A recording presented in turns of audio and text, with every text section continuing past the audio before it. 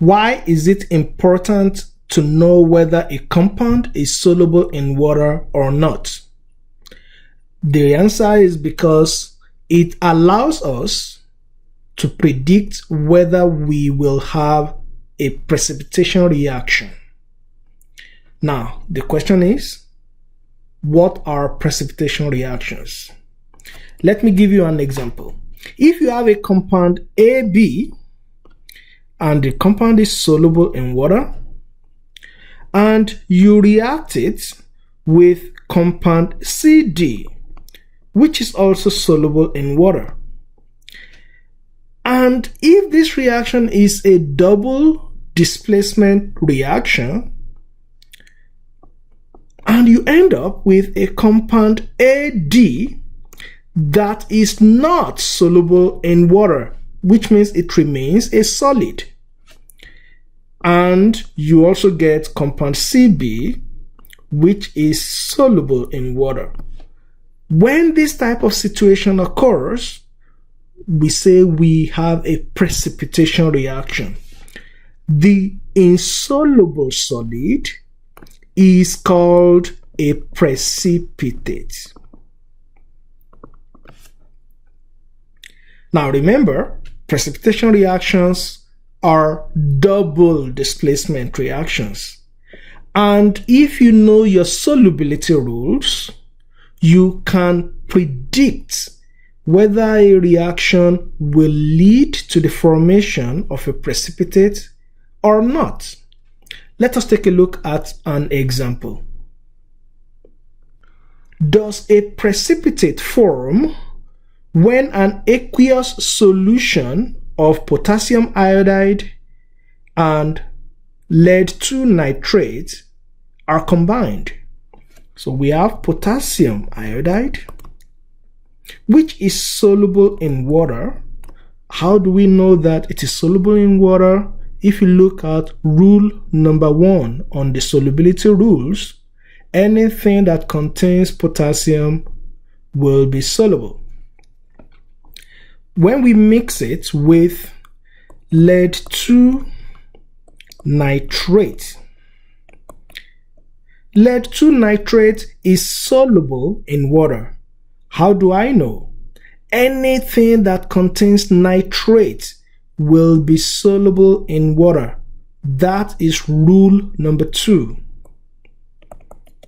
Now, a double displacement reaction has to occur, which means we need to know which ion will combine with which. Now, let us split these ions apart to know how they will combine. Potassium is from group 1A. In that group, they always carry a charge of +1. Iodine is from group 7A. In that group, they always carry a charge of -1. Lead 2, in this case, because we have 2 nitrate and 1 nitrate has a charge of -1. So if you have 2 nitrate, then the charge on lead will be +2. Now, if we have a double displacement reaction, the lead 2 will pick up the iodide to form lead 2 iodide. Remember, the charges would have to be balanced. And if lead is +2 and iodine is -1, then you would need 2 iodine to balance the lead. And this is not soluble if you look at rules number 3 and 4 on the solubility rules. The potassium ion will also combine with the nitrate ion. Both of them carry a charge of +1 and -1, so the compound formed is potassium nitrate, which will definitely be soluble in water because it contains potassium and it contains nitrate. Now let us balance the equation.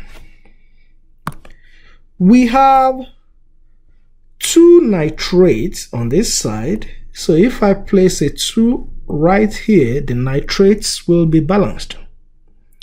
And because by placing a 2 here, I now have 2 potassium. Let me place 2 as the coefficient here. And that means I have 2 iodine, which already has 2 iodide. And the equation is now balanced.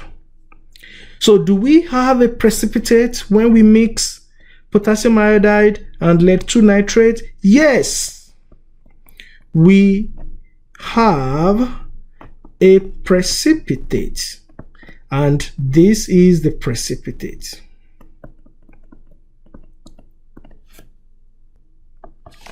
Let us take a look at another question. Predict the precipitate in the following aqueous reaction. Also write the molecular, total ionic, and net ionic equations. Let us first write the formulas because only the names of the compounds are given. Sodium hydroxide. Sodium is an element from group 1A. In that group, they all carry a charge of +1. Hydroxide is a polyatomic ion that always has a charge of -1. So sodium hydroxide is going to be NaOH. And it will be soluble in water because it contains sodium. Check rule number 1 of the solubility rules. We want to react this with cadmium 2 nitrate. Cadmium has a symbol capital C, lowercase d, and according to this name, it has a charge of +2. Nitrate is a polyatomic ion that always has a charge of -1. So that means that the formula for cadmium 2 nitrate will be CdNO3 because we will need 2 of the nitrates to balance out the charge on cadmium. And cadmium 2 nitrate will be soluble in water because it contains nitrate. Check rule number 2 of the solubility rules. Now, when you mix these two together, a double displacement reaction will occur. Hydroxide ion and cadmium ion would come together. And if that is the case, we will have cadmium 2 hydroxide. Again, remember, you have to make sure the charges are balanced. Cadmium 2 hydroxide is not soluble. That will be our precipitate. And the sodium and the nitrate will come together to form sodium nitrate. Sodium nitrate will be soluble in water because it contains sodium and it contains nitrate. Let us now balance the equation. We have 2 hydroxide in the product side, so if we add 2 here, that would balance the hydroxide on both sides. We have 2 nitrates on this side. If we had a 2 here, then the nitrate will be balanced on both sides, and the equation is balanced as written. The equation we just wrote out right now, a balanced equation, is called the molecular equation. Why is it called molecular equation? It is because although we are dealing with ionic compounds, we are not showing the ions, we are not showing the charges. So as written like this, this is molecular equation. Let us now actually show the charges. We know we have 2 sodium, so that should be 2 sodium ions in the balanced equation. We also will have 2 hydroxide ions because the coefficient will affect both ions. We have cadmium 2 ions, and we have 2 nitrate ions in the balanced equation. We also have the cadmium hydroxide, which is not soluble. So we are going to leave it the way it is because it is not soluble. It will not dissociate. We also have 2 sodium ions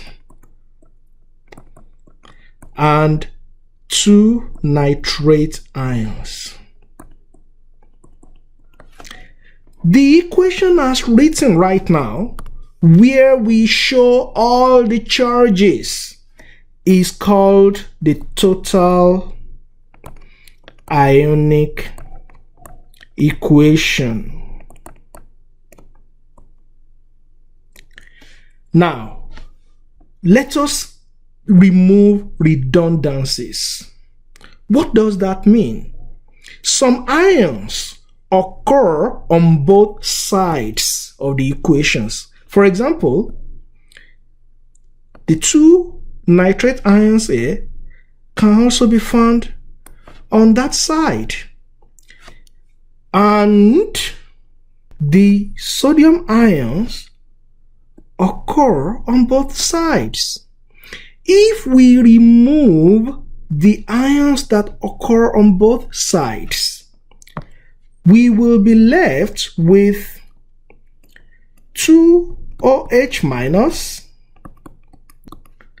Cd with a charge of +2, and cadmium 2 hydroxide, which is not soluble. This last equation that shows only the ions remaining is called the net ionic equation. The 2 ions that we removed because they occurred on both sides of the equation, we also have a name for them. We call them spectator ions. So, we have answered all the questions. We have predicted the precipitate, and we have written the molecular, total ionic, and net ionic equations. Now, I want you to pause the video and try to solve this problem yourself. Okay, now let us do it together. Let us begin with the formulas. Ammonium sulfate. Ammonium is NH4 with a charge of +1. Sulfate is SO4 with a charge of -2. So the formula for ammonium sulfate will be NH4 2SO4, and this compound will be soluble because it has ammonium. Barium chloride. Barium is from group 2A. It will always have a charge of +2 when it is combined with another element. Chlorine is from group 7A. It will always have a charge of -1. So, barium chloride will be BaCl2. Now, let us now make them exchange partners. Ammonium will now pick up chloride, and barium will pick up sulfate. So barium and sulfate will give us barium sulfate, which is not soluble if you check the solubility rules, and ammonium and chloride will give us ammonium chloride, and the charges just balance out in both. Ammonium chloride will be soluble in water. Let us balance the equation. We have 2 ammonium on this side. If we place 2 here, ammonium is balanced. Now that gives us 2 chlorine, and 2 chlorine is here, 1 barium, 1 sulfate. The equation is balanced. We have just completed the molecular equation. Let us now write the total ionic equation. We will have 2 ammonium ions in the balanced equation. We have sulfate ions. We have barium ions. We have 2 chloride ions. We have the barium sulfate, which is the precipitate. We have 2 ammonium ions. And we have 2 chloride ions. We just completed the total ionic equation. Now let us remove the spectator ions. If you look carefully, you will see that ammonium ions occur on both sides and chloride ions occur on both sides. So what we have left is sulfate ions plus barium ions to give us the precipitate, barium sulfate. So the net ionic equation is showing us exactly what gives us the precipitate.